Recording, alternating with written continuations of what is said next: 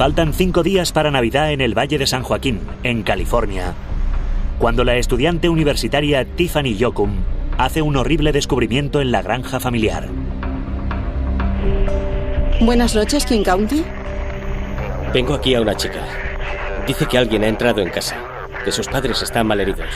Está muy nerviosa y dice que sus padres están malheridos. ¿Sus padres están heridos? Eso es lo que nos dice. La policía va hacia la residencia de los Yoakum, en la localidad agrícola de Hanford. Es una zona rural. Está en mitad de ninguna parte. Las casas están como mínimo a kilómetro o kilómetro y medio unas de otras. Así que prácticamente está solo en mitad del campo. En el interior se encuentran con una escena dantesca. Había una señora sentada en un sofá. Le habían volado la mayor parte de la cabeza. Y su marido estaba tendido de espaldas en el suelo. Y le salía mucha sangre de la cabeza. Las víctimas de 58 años son Ray y Gail Yoakum, un matrimonio rico y muy conocido en el pueblo. En el ejército estuve en un cuerpo médico, así que tuve que ver mucha sangre. Pero esta era la escena más sangrienta que había visto nunca. Parecía que Gail había muerto primero. Estaba allí sentada leyendo el periódico, disfrutando de la vida. Llevaba un kimono. No debió enterarse de nada. Le dispararon desde la cocina. El proyectil atravesó una lámpara alojándose en su cabeza. Los detectives sospechan que su marido, Ray, estaba sentado en una mesa cuando el estruendo del disparo le sobresaltó. Parece que cuando se produjo el disparo, que debió producir un gran estruendo, él saltó de la silla tirando la mesa. Había una taza de café tirada en el suelo. Le dispararon en la cabeza, el pecho y múltiples veces en los brazos. Tenía que haber sido alguien que no simpatizaba con los Yoakum. Uno se imagina un asesinato como este en las malas calles de Los Ángeles South Central, no en mitad de los apacibles campos del centro de California. Y luego hablan de la seguridad de la vida en el campo. Encontramos 2 casquillos debajo de la barra de la cocina y uno en el cubo de la basura, sobre una zanahoria, aunque cueste creerlo. Las heridas de Ray parecen haber sido causadas por un rifle automático de calibre 22, pero las de Gail tuvieron que ser producidas por un arma más grande. Aquel arma hizo un destrozo terrible. Aquello no pudo provocarlo un calibre 22. Para los detectives, 2 armas significan 2 asesinos. Y de momento parecía que habían borrado muy bien sus huellas. Resulta frustrante porque te estás enfrentando a alguien que se ha tomado su tiempo después del asesinato para limpiar la escena del crimen. Las únicas huellas que había en la casa eran de las víctimas, de la hija Tiffany y de su hijo de 18 años, Kevin, que vivía al otro lado del pueblo. Las huellas que encontré pertenecían a los 4 residentes. Me daba rabia el hecho de no haber encontrado absolutamente nada en una casa tan grande. No tienes ni idea de qué hacer a partir de ahí. No había signos de que hubieran forzado la puerta. Pero en un lugar como Hanford, donde todo el mundo confiaba en los vecinos, no era difícil entrar en ninguna casa. Gail y Ray Yoakum, como mucha gente por aquel entonces, especialmente en el campo, no cerraban las puertas con llave. Aparentemente, el asesinato no era el único objetivo de los asesinos. Habían sacado cajones, habían abierto armarios, había papeles y todo tipo de cosas en el suelo, y parecía que habían estado buscando algo en la casa. Podría haber sido simplemente un robo frustrado. Yo había estado antes en esa casa investigando robos menores. Habían sido robos de cosas pequeñas, como joyas. Un collar, una pulsera, un reloj, anillos, cosas así. La policía interroga a los vecinos, pero las granjas de la zona están tan separadas entre sí que nadie ha visto ni oído nada. Toda la familia estaba horrorizada, así que realmente no sabíamos qué pensar. Tiffany dice a la policía que su padre estaba viendo la tele y su madre haciendo punto cuando ella salió de casa hacia las 7 de la tarde. 3 horas después fue cuando encontró a sus padres muertos. Tiffany no sabía quién podía haberlo hecho. Hablé un poco con Tiffany aquella noche cuando estuvo aquí. Estaba muy silenciosa, ausente. Lloraba. No reaccionaba. Los investigadores se preguntan si los Yoakum han sido asesinados por su dinero. Entre todos los parientes de Ray, las propiedades de la familia ascienden a unos 18 millones de dólares. También tenían un bar en Hanford, 2 restaurantes en Morro Bay y varias propiedades alquiladas. Estábamos asustados. Teníamos mucho dinero. Éramos populares. Y conocíamos a todo el mundo. Ray y Gail eran multimillonarios. Solo su granja de 250 hectáreas estaba valorada en más de 4 millones de dólares. Eran considerados ricos dentro de la comunidad. Asistían a muchas de las actividades de la sociedad más acomodada de la zona. En Hanford, California, hay una gran disparidad entre los ricos que poseen la tierra y los pobres que la trabajan. Podía haber sido un trabajador resentido. Realmente no sabes qué pensar, solo puedes hacer suposiciones. Empiezan a circular rumores sobre motivos más oscuros. Se hablaba de algún tipo de secta diabólica o de culto satánico en la comunidad que podía haber tenido que ver con esto.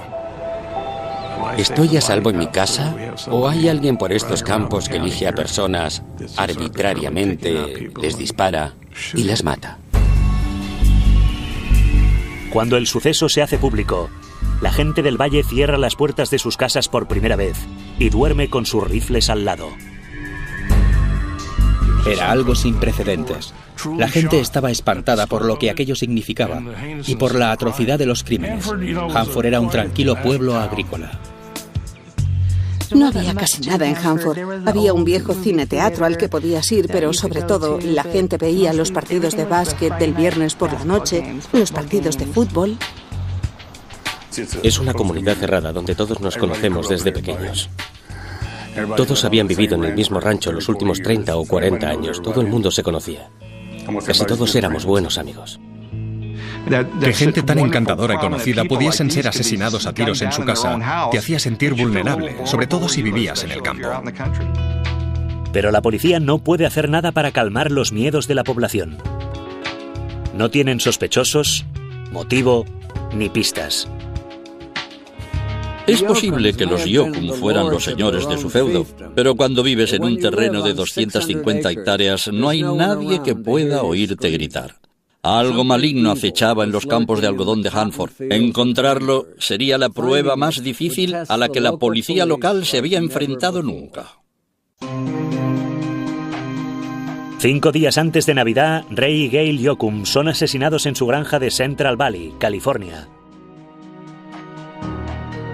Uno no se espera que algo de esta magnitud ocurra en ninguna parte, y menos en una comunidad tan pequeña como Hanford, en mitad de California.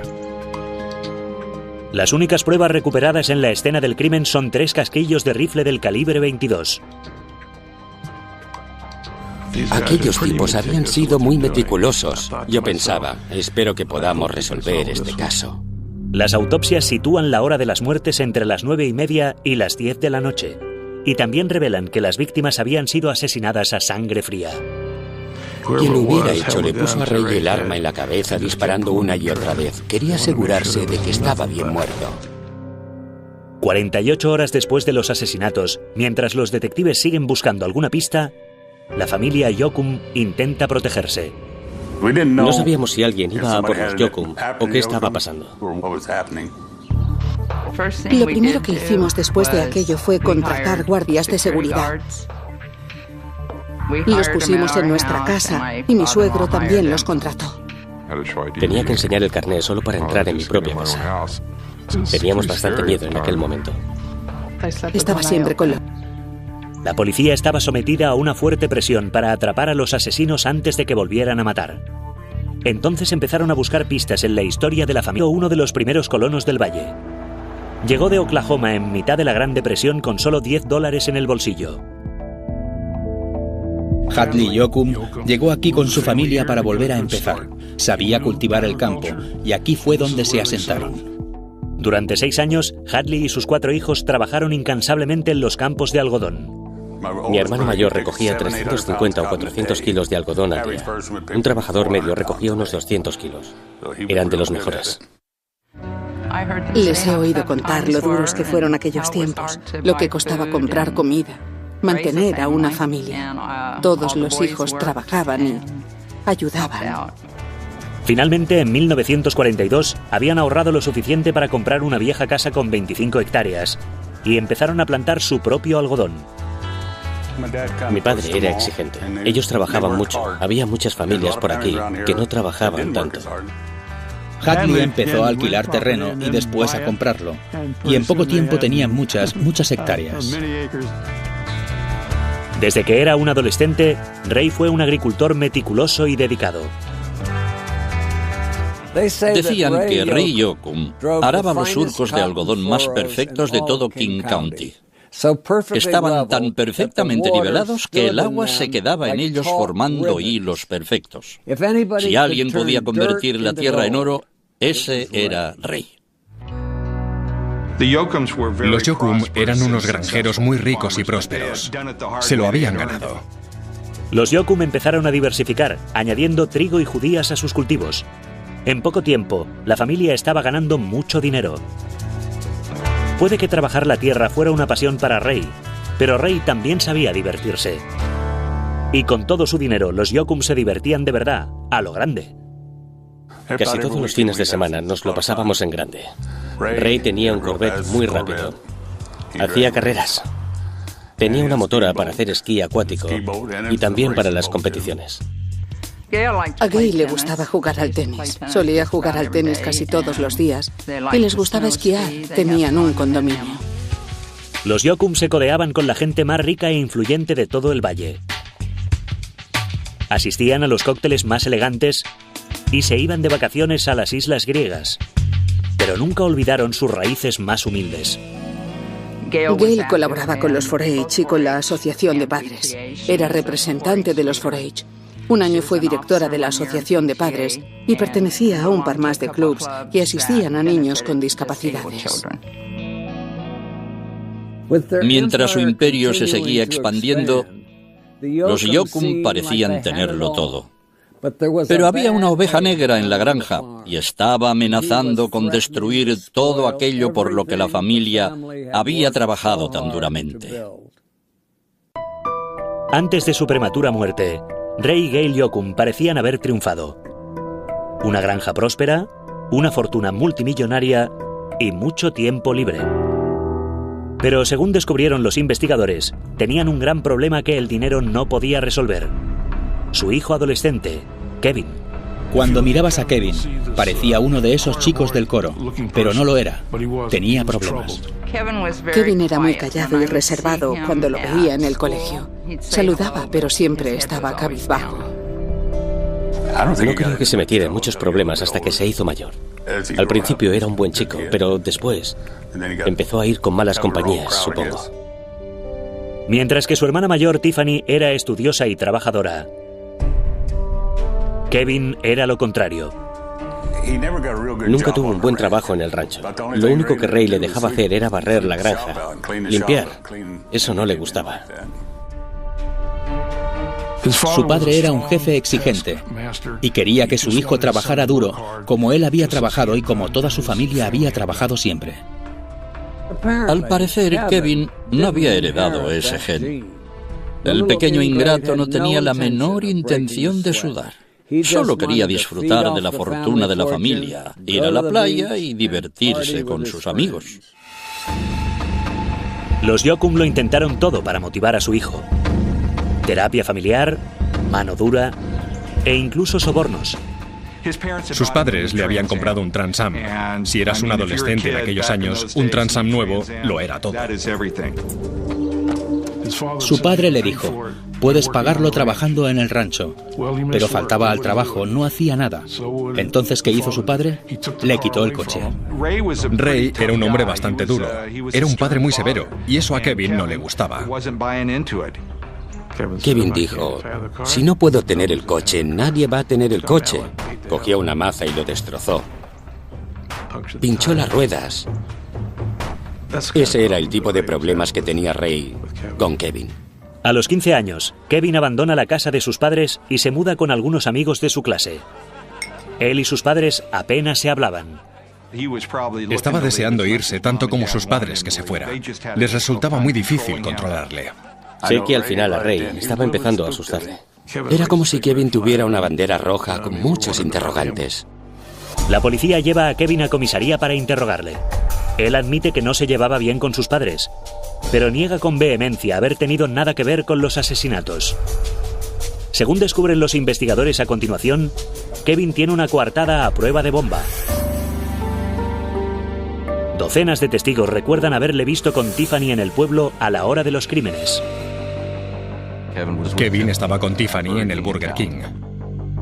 Tiffany había intentado convencer a Kevin de que se reconciliara con sus padres. Tiffany básicamente intentó conseguir que fuera a casa en Navidad para que se reuniera toda la familia, pero a Kevin eso no le interesaba. No quería hacerlo. Descartado Kevin como sospechoso, los detectives tienen que volver al inicio. Mientras tanto, todo Hanford acude al funeral de los Yoakum en la iglesia comunitaria de Lakeside. La iglesia estaba repleta. Había 1 kilómetro de coches aparcados en cada dirección. Todos querían y conocían su carácter. Conocían su integridad. Y querían a Ray y a Gail. Por eso vinieron todos a honrarles y a presentarles sus respetos. Mi abuelo estaba derrotado. Nunca se debería tener que enterrar a un hijo antes de morir tú. No volvió a ser el mismo después. La policía establece una línea caliente y pide la colaboración de la población. Casi inmediatamente se acumulan las llamadas. Es mucho trabajo, pero tienes que remangarte y ponerte a investigar cualquier detalle. Y eso fue lo que hicimos. La mayor parte de las llamadas son puramente especulativas. Había gente que decía que era algo propio de una secta o algún tipo de robo, pero no había nada que probara o corroborara nada de aquello. Pero hay una llamada anónima que les llama la atención. Una persona llamó y dijo que tenía información sobre los autores, nombres reales de personas que estaban involucradas. El autor de la llamada dice a la policía que investigue a 2 jóvenes del pueblo, John Cox y Jamie Spanky. Spanky, un estudiante de 17 años del instituto, ha tenido un arresto previo por disparar a su padrastro. Llamó al timbre. El padrastro fue a abrir la puerta y le disparó 5 veces. El padrastro sobrevivió. Él se libró de la cárcel porque las autoridades dijeron que había sido víctima de algún tipo de abuso. Jamie dice que la noche del asesinato de los Yoakum ha estado con su novia. Ella dice a la policía lo mismo. Pedimos a Jamie y a su novia que vinieran a hablar con nosotros. Habían estado juntos. Era su coartada. Preguntamos, ¿conocéis a John Cox? Sí, conocemos a John Cox. Cox también tenía una reputación de problemático. Era un tipo salvaje, un tipo loco que podía hacer cualquier locura. Le había dicho a un profesor que de mayor quería ser asesino a sueldo. Cox era frío como un témpano y Spanky era igual. He estado investigando. Y toda la gente habla. Eso no significa una mierda. ¿Cómo sabe que la persona que dice eso no intenta cubrirse el culo? Bien, lo cierto es que me ha pasado por la cabeza, pero creo que tenemos información precisa. Podemos confiar en nuestro contacto. Ya, o puede que no, porque yo no he sido. Y me da igual lo que diga la gente. Yo no entraría en casa de alguien y lo mataría. Yo no soy así. Tenía aspecto de tipo duro. Entonces, si no eras el tipo deportista o el estudioso, eras el duro. Esa era su imagen. Me dio la impresión de que sabían más de lo que estaban diciendo, pero ¿cómo íbamos a sacárselo? La policía registra el coche de Spanky y lo que encuentran hace alzarse más de una ceja. Un casquillo usado de calibre 22. Los expertos en balística lo comparan con los casquillos encontrados en la escena del crimen. Las marcas son estrías que quedan en las paredes del casquillo. En este caso eran excelentes. Y pude decirles inmediatamente que pertenecían a la misma arma. Yo estaba eufórico. Pensé, bien, ahora vamos por buen camino. Spanky tiene que saber algo de esto porque el casquillo estaba en su coche. Va a tener muchas cosas que explicar. Uno habría pensado que los jóvenes de Hanford se dedicaban a beber cerveza, a asustar vacas o a impresionar a las chicas con sus coches, no a asesinar a los vecinos en sus casas. ¡Qué bucólica imagen de la vida de un pueblo! Todo iba a tomar un tinte aún más inquietante. Cuando se comprueba que el casquillo encontrado en el coche de Jamie coincide con los de la escena del crimen de los Yoakum, los detectives están seguros de que el joven de 17 años sabe más de lo que dice. Era como, no, yo no he sido. No sé cómo ha llegado ahí ese casquillo. Quizá es de alguien que subió a mi coche y se le cayó del bolsillo. Intentaba justificarse. Entonces dijo que quería hablar con su padre. Pero antes de permitir al señor Spanky hablar con su hijo, los investigadores emplean una astuta estrategia. Le dicen al padre de Jamie que su hijo ya ha confesado. Pensando que ya no tiene nada que perder, el señor Spanky cuenta a la policía todo lo que Jamie le había dicho sobre su participación en el crimen. Entonces lo que Jamie le dijo es que llevó allí a John y a otro chico. Sí, había otro chico, pero no me dijo quién era. Pero Jamie le dijo que les llevó a los dos hasta allí. Sí. Bien. Y que el otro chico estaba nervioso y tenía miedo de que se fuera de la lengua. Sí. En cuanto al motivo, el padre de Spanky dice que Jamie se había aficionado al heavy metal hacía poco y cree que los asesinatos son parte de un ritual satánico. Había oído algo así, que tienen un sitio fuera del pueblo, un lugar donde van y matan animales. Me puse enfermo, me enfadé cuando supe que mi hijo podría estar involucrado y creer en algo así. Era como aquella historia de Charles Manson. Decían que él era el líder de una secta y que toda aquella gente creía en él. Le seguían y hacían las cosas que él les decía, pero creo que no se daban cuenta de lo que hacían en realidad. ¿Por qué no entra a hablar con Jamie? A ver, ¿qué está dispuesto a contarnos sobre todo esto? El padre entró y por supuesto la sala de interrogatorio tenía un micrófono. Yo estaba en la habitación de al lado escuchando. El padre entró y le dijo a Jamie que lo sabíamos todo. Me han dicho que les has contado lo que me dijiste a mí. Inmediatamente la respuesta de Jamie fue, ¿qué has hecho qué? Vaya golpe. Hundido por tu propio padre.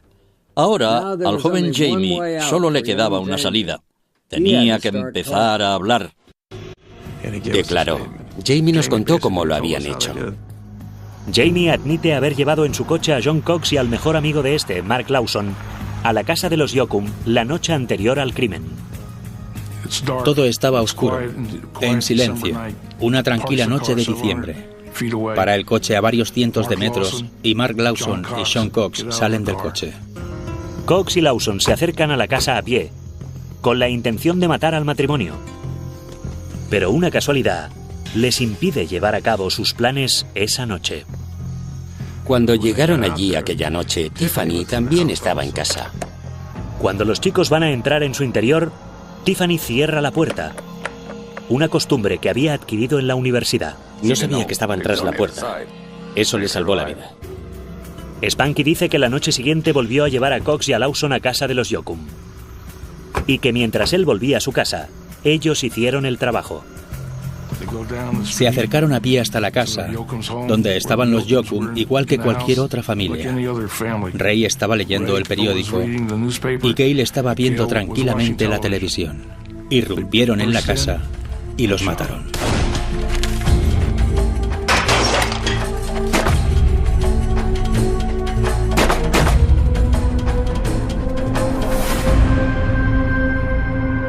Después de revolver las pertenencias de la familia para que parezca un robo, los chicos tenían pensado irse en el coche de los Yoakum, pero no pudieron encontrar las llaves, de modo que tuvieron que llamar a Spanky para que volviera a recogerlos. Mark estaba eufórico, muy nervioso con una subida de adrenalina y dice, lo hemos hecho, lo hemos hecho, lo hemos matado. Los sesos de la señora Yoakum estaban por toda la sala. Cuando Jamie les dice que no se lo cree, Lawson le enseña los guantes. Tenía sangre en las puntas de los dedos y Jamie le dice: ¿por qué me habéis llamado? Bueno, porque estás metido en esto. Así que los llevó a casa de John y procedieron a deshacerse de las armas y de los casquillos y todo lo demás. Spanky dice que a continuación él, Cox y Lawson tiraron los rifles en un canal a 20 kilómetros del pueblo. Había algo de barro en el fondo, de modo que hundieron los cañones en el barro. Después, con unas toallas, limpiaron las armas para borrar las huellas y a continuación las tiraron en unos arbustos. En ese lugar, la policía encuentra 3 rifles descargados exactamente donde Spanky dijo que estaban. Inmediatamente se hacen las pruebas de balística. En este caso solo nos interesaban los casquillos. Los observamos con el microscopio y las marcas de extracción eran absolutamente de manual. Fue muy fácil hacer la identificación. La horrible historia de Jamie resulta ser cierta, pero aún falta una pieza del rompecabezas: el motivo. ¿Por qué un par de adolescentes habían ido a una granja y habían asesinado a tiros a un matrimonio maduro y tranquilo? ¿Se lo había ordenado el omnipresente diablo o estaba ocurriendo algo aún más siniestro? Jamie Spanky ha contado a la policía lo que ocurrió la noche del doble asesinato de los Yokum. Pero ahora los investigadores quieren saber por qué. Al comprender que está acorralado, Spanky decide contarlo todo. Su padre le dijo: tienes que decirles toda la verdad e intentaremos conseguirte el mejor trato posible. Así que llamamos al fiscal del distrito y cuando estuvo allí le tomamos declaración. Spanky deja caer una auténtica bomba. Los asesinos no eran adoradores del diablo. Eran mercenarios contratados para hacer el trabajo nada menos que por el hijo de los Yokum, Kevin. Tuve la corazonada de que tenía que estar diciendo la verdad. En efecto, la policía descubre una larga y estrecha relación entre Spanky y Yokum. Jamie había conocido a Kevin en el pueblo por casualidad. Pronto se hicieron amigos y se veían bastante a menudo. Jamie Spanky y Kevin eran amigos. De hecho, estoy casi seguro de que Kevin había estado viviendo con Jamie Spanky un tiempo, así que eran buenos amigos. Después estuvieron en el mismo instituto para estudiantes con problemas de disciplina. Allí fue donde conocieron a John Cox. Kevin era hijo de uno de los granjeros ricos. Spanky era de clase media. Y por supuesto nosotros éramos más bien pobres. Así que había un poco de todo. Pero según Spanky, ser hijo de unos granjeros ricos no era suficiente para Kevin Yokum. Durante años había jugado con la fantasía de vivir libre de sus padres. Kevin había manifestado en diversas ocasiones un intenso odio por sus padres. Quería a sus padres muertos porque quería el dinero. Quería vivir en el rancho, vivir bien, divertirse y pasarlo bien.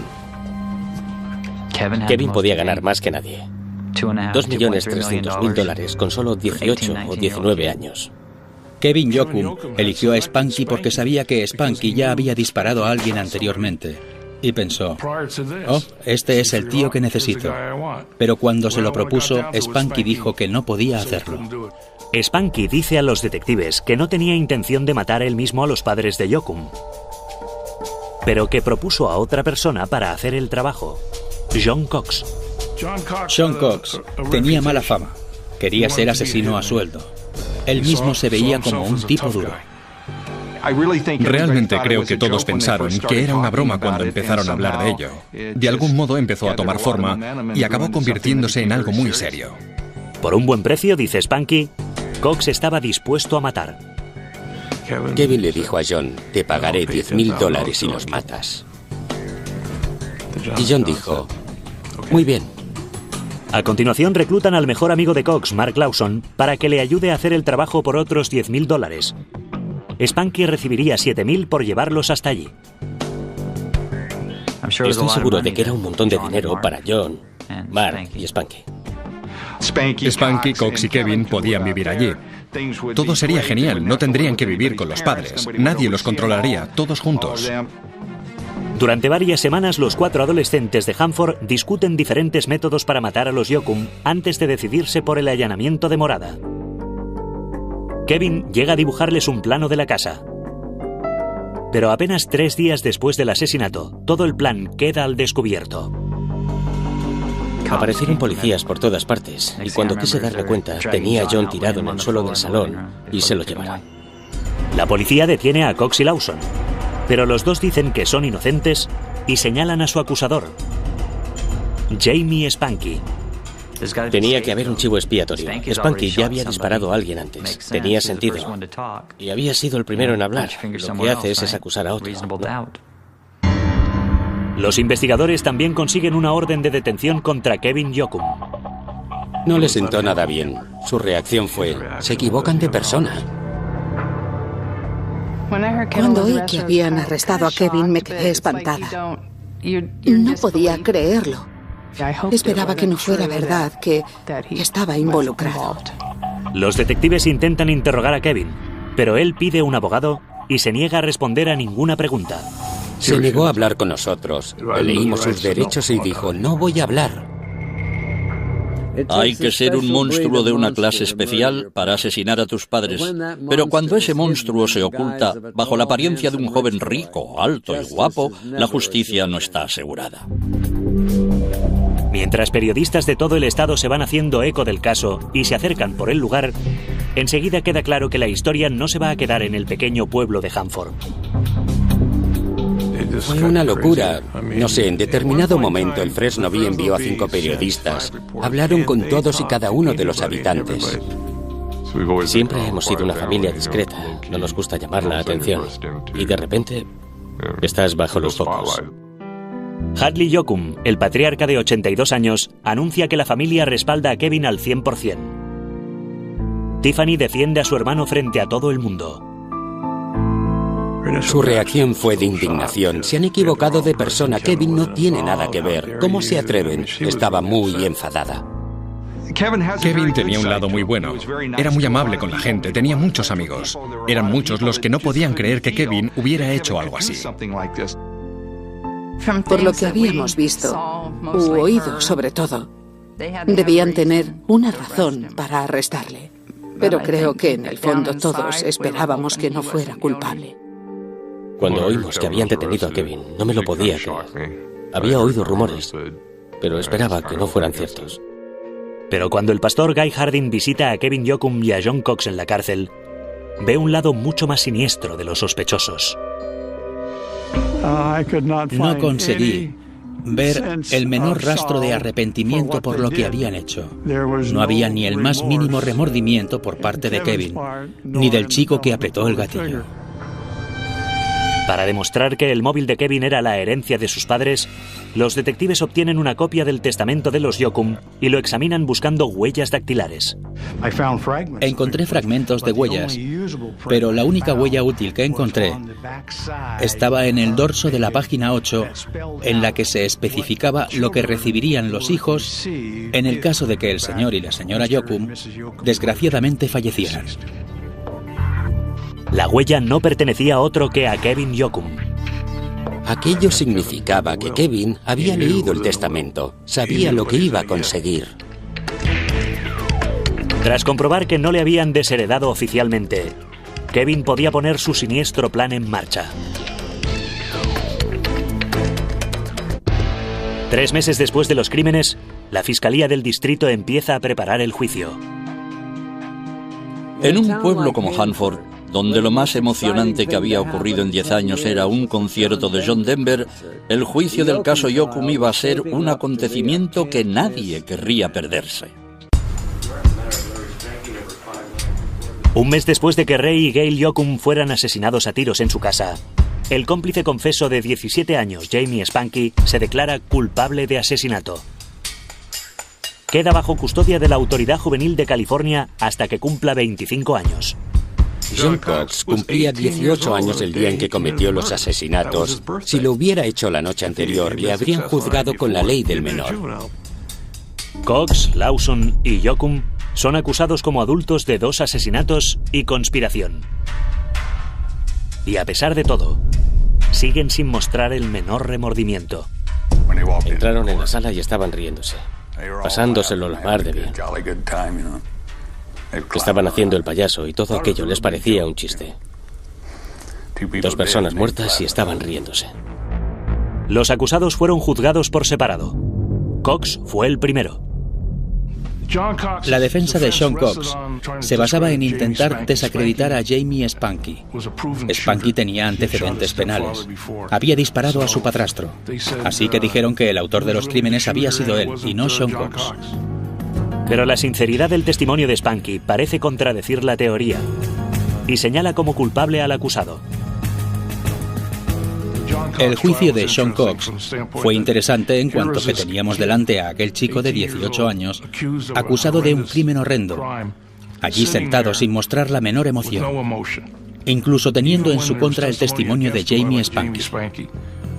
Cox es declarado culpable de todos los cargos y sentenciado a cadena perpetua. No podrá solicitar la libertad condicional hasta que tenga 94 años. Cuando se emitió el veredicto, fue la primera vez que mostró de alguna forma que era un ser humano. Enterró la cara en sus manos y se echó a llorar. Si lo que quería era ser un asesino a sueldo, lo había conseguido. Tras la condena de Cox, su ayudante, Mark Lawson, se declara culpable y accede a testificar en contra de Kevin Yoakum. Dijo que Kevin quería hacerlo, que John le dijo que lo haría y que John le propuso a Mark que fuera con él y le ayudara. Él dijo que lo haría. Mark le seguía siempre. Un buen chico, pero no parecía tener ninguna ambición de hacer nada por sí mismo. Tenía suficiente con ser el Robin de su Batman, John. Lawson cuenta a los detectives que Cox había disparado a Gail Yoakum, pero que entonces se le había encasquillado el arma. La acusación presenta el rifle de caza como una prueba. ¿Lo reconoce? Sí, es el que llevaba John. Ray se levantó, fue hacia él y John empezó a retroceder. Le gritó a Mark que le disparara, que le disparara. Lawson admite haber disparado varias veces a Ray Yoakum, que se desplomó en el suelo. John le dijo a Mark que lo rematara. Y Mark dijo, no puedo, no puedo. Entonces John le quitó el rifle de caza, se lo puso en la cabeza del señor Yoakum y lo vació. A cambio de su testimonio, Lawson es sentenciado a 8 años, bajo custodia de la autoridad juvenil. Mark Lawson, que mató a Ray Yoakum, ha salido a la calle con 25 años. Con las leyes actuales, que son más duras, creo que aún estaría en la cárcel. 18 meses después del asesinato de sus padres, Kevin Yoakum rechaza la posibilidad de declararse culpable. Su caso va a juicio. Yo me dije, este juicio va a ser tremendo. Había dinero, una herencia, el hijo de una familia muy acaudalada, pero al fin y al cabo, gente muy trabajadora. Si la defensa tiene un as en la manga, es la hermana de Kevin, Tiffany, su más ardiente defensora. Declaró que no creía que Kevin hubiera estado involucrado en el asesinato de sus padres. Su actitud, todo en su testimonio, indicaba que le daba todo su apoyo a Kevin. Entonces Kevin asombra a toda la sala subiendo al estrado en su propia defensa y sostiene que sus 3 amigos actuaron por su cuenta. Admitió que probablemente lo habían dicho en broma, que ellos lo hicieron con la esperanza de que cuando Kevin tuviera la casa, les invitara a vivir con él. Estuvo en el estrado declarando como 1 día y medio, y siempre igual. Yo no fui, solo decía no. Todo el tiempo lo negaba todo. ¿Participó en esto? ¿Hizo esto? No. El juicio duró 2 meses. Después de 9 días de deliberaciones, el jurado declara a Kevin Yoakum culpable de conspiración e incitación. Le sentencian a 26 años de cárcel. Pero el jurado no llega a un acuerdo sobre el cargo de asesinato en primer grado. Kevin estaba decepcionado por el veredicto, pero él seguía viendo un rayo de esperanza. Pero puede que la suerte de Kevin haya cambiado. Tiffany leyó un artículo en el periódico que decía que él se había planteado matar también a su hermana. Y ahora está dispuesta a colaborar con la policía. 4 meses después, Kevin vuelve a ser juzgado por asesinato. Pero esta vez su hermana está del lado de la acusación. El momento más dramático del proceso fue cuando Tiffany subió al estrado. La que había sido la más tenaz defensora de Kevin ya no era la guardiana de su hermano. Cuando encontraron a sus padres, Kevin y Tiffany se abrazaron y se echaron a llorar y todas esas cosas. Cuando testificó en el juicio, le preguntaron si pensaba que él había fingido, y su respuesta fue: en aquel momento no lo creí, pero ahora creo que estaba fingiendo. La revelación de Tiffany cambia completamente las cosas. Esta vez, el jurado declara a Kevin culpable de asesinato en primer grado. Kevin se vino abajo cuando se emitió el veredicto. Creo que estaba convencido de que iba a quedar libre de los cargos. No podía creer que el jurado no viera las cosas como él. Kevin es sentenciado a cadena perpetua sin posibilidad de libertad condicional. Quería el dinero. No quería tener que aguantar a sus padres. Solo quería tener el dinero y vivir su vida. No quería que le dijeran lo que tenía que hacer. Si esto no hubiera ocurrido, probablemente Ray le habría hecho socio en un par de años. Pero Kevin tenía prisa por tener su dinero. La granja de los Jokum tenía una extensión considerable, campo abierto, cielo abierto. Era libre de ir y venir. Lo que tenía que hacer era comportarse. Ahora vive en una celda un poco mayor que un retrete.